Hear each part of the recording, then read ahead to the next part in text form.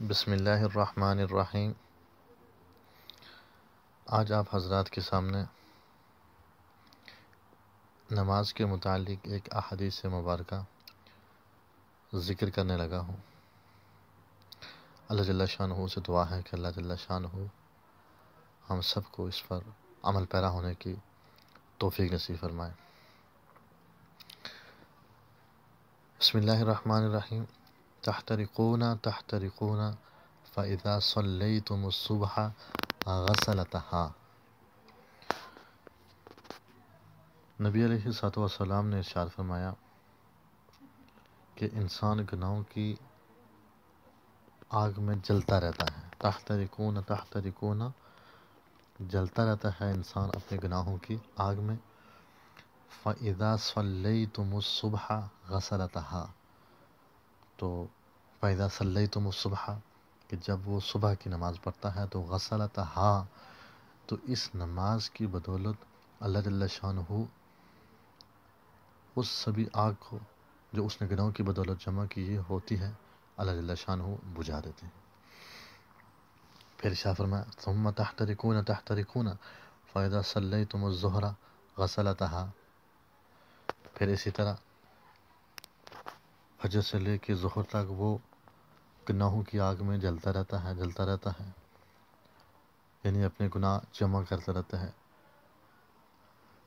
فَإِذَا صَلَّيْتُمُ الظُّهْرَ، پھر جب وہ ظہر کی نماز پڑھتا ہے تو اللہ جل شانہ ظہر کی نماز کی بدولت فجر سے لے کے ظہر تک اس نے جتنے گناہ کیے ہوتے ہیں، یعنی کہ جتنے گناہوں کی آگ اس نے جمع کی ہوتی ہے جہنم میں اپنے لیے، اللہ جل شانہ اس ظہر کی نماز کی بدولت اس سبھی آگ کو غسلتها، اس ظہر کی نماز کی بدولت اس آگ کو بجھا دیتے ہیں۔ فَإِذَا صَلَّيْتُمُ الْعَصْرَ غسلتها ثم تحترقون تحترقون فإذا صليتم المغرب غسلتها ثم تحترقون تحترقون فإذا صليتم العشاء۔ اسی طرح ظہر سے لے کے عصر تک پھر گناہوں میں مشغول ہو جاتا ہے، پھر اپنے لیے آگ جمع کرتا ہے، تو جب عصر کی نماز کے لیے کھڑا ہوتا ہے تو سبھی اس آگ کو جو عصر تک اس نے جمع کی ہوتی ہے اللہ جل شانہ سبھی آگ کو بجھا دیتے ہیں۔ پھر اسی طرح مغرب تک، اسی طرح عشاء تک، کہ ایک نماز، کہنے کا مطلب کہ ایک نماز سے دوسری نماز تک جو وہ گناہ کر جاتا ہے نادانی میں، تو اللہ جل شانہ اتنے کریم و رحیم ہے کہ اللہ جل شانہ اس نماز کی بدولت اس گناہوں کو معاف فرما دیتے ہیں، اس گناہوں کی بدولت اس آگ کو اللہ پاک ٹھنڈا فرما دیتے ہیں۔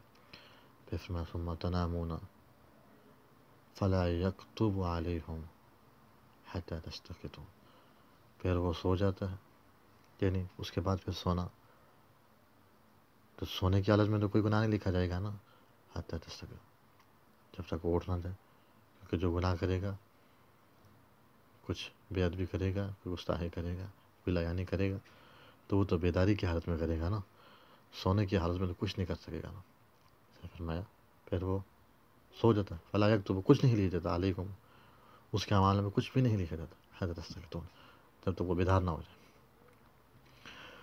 تو اس حدیث مبارکہ کا خلاصہ کہ اللہ جل شانہ کتنے کریم و رحیم ہے، کہ بس اگر انسان کا دل نہیں کرتا کہ یار نماز نہ پڑھو چھوڑو، تو شیطان بھی کہتا ہے یار چھوڑ دو چھوڑو، لیکن فضائل دیکھیں آپ کہ انسان تو ہے، گناہ تو کر ہی ہو جاتا ہے، گناہ تو ہو جاتے ہیں، سرزد ہو جاتے ہیں، لیکن جب وہ نماز کے لیے کھڑا ہوتا ہے تو پچھلی نماز سے اس نماز تک جتنے گناہ کیے ہوتے ہیں اللہ جل شانہ سبھی کو معاف فرما دیتے ہیں۔ تو اللہ جل شانہ سے دعا ہے کہ وہ ہمیں صحیح معنوں میں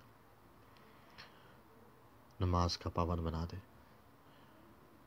تو اللہ جل شانہ سے دعا ہے کہ وہ ہمیں اس معنوں میں نماز پڑھنے کی توفیق عطا فرمائے جو اس کو مطلوب ہے۔ وآخر دعوانا الحمدللہ رب العالمین۔